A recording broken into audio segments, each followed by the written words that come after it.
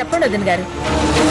అంతా బానే ఉంది, కానీ ఈ మధ్య ఇంట్లో ఓ పిచ్చి కుక్క తయారయ్యింది. దాంతోనే ప్రాబ్లం అంతా. అదీగాక ఇంకో వెర్రి కుక్క కూడా తోడైందిలే.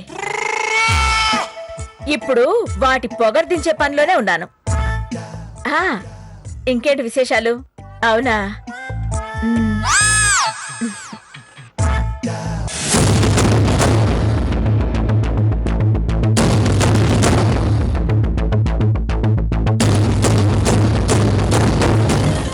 Okay, bye.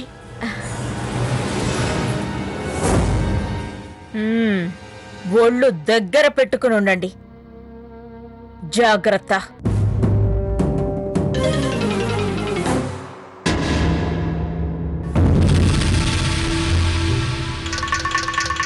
ఇదేంటే వీడేమో పోయి ఏడిపిస్తున్నాడు, ఇదేమో ఉండి ఏడిపిస్తుంది. నువ్వు అలా నుంచో, నేను చేస్తానంతే.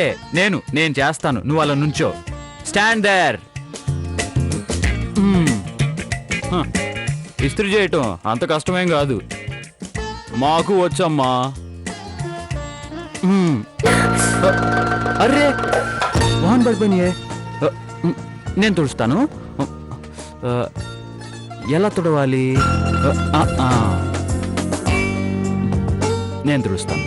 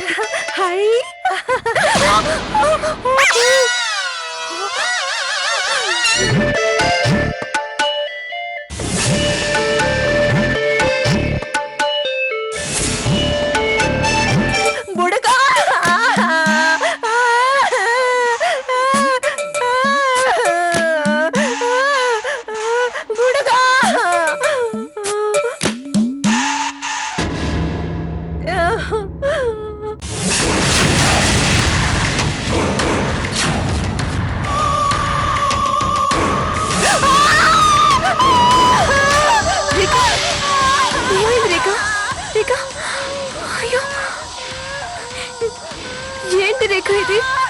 ఐరన్ బాక్స్ ఎందుకు టచ్ చేసావు? చూడు, చెయ్యలా కాలిపోయిందో. ఆయింట్మెంట్ రాస్తాను. రేఖను ఎక్కడ పడితే అక్కడ వదిలేస్తావా?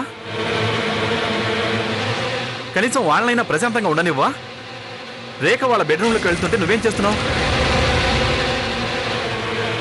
ఇంకోసారి ఇలా జరిగిందంటే నేను ఊరుకోను.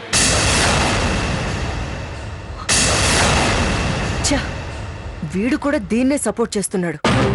ఎలాగైనా వీడికి లేఖ మీద అనుమానం కలిగేలా చెయ్యాలి, లేకపోతే నా ప్రతి పనికి అడ్డం వస్తాడు. ఏం జరిగింది? ఏముందమ్మా, అంతా మామూలే. వైద్యం చేయమని ఇంట్లో తీసుకొచ్చి పెడితే ఎక్కడికి వెళ్ళాడో ఏంటో ఈ డాక్టర్. కార్తికేయ, పోనీ పోలీస్ కంప్లైంట్ ఏమైనా ఇవ్వకపోయావా?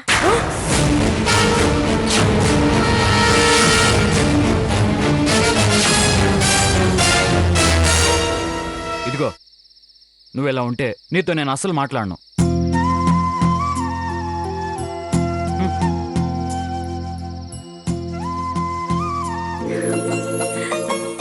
అమ్మయ్యా, నవ్వేశావా? నువ్వు నవ్వితే ఎంత బాగుంటావో తెలుసా? నువ్వు ఎప్పుడూ ఇలా నవ్వుతూనే ఉండాలి.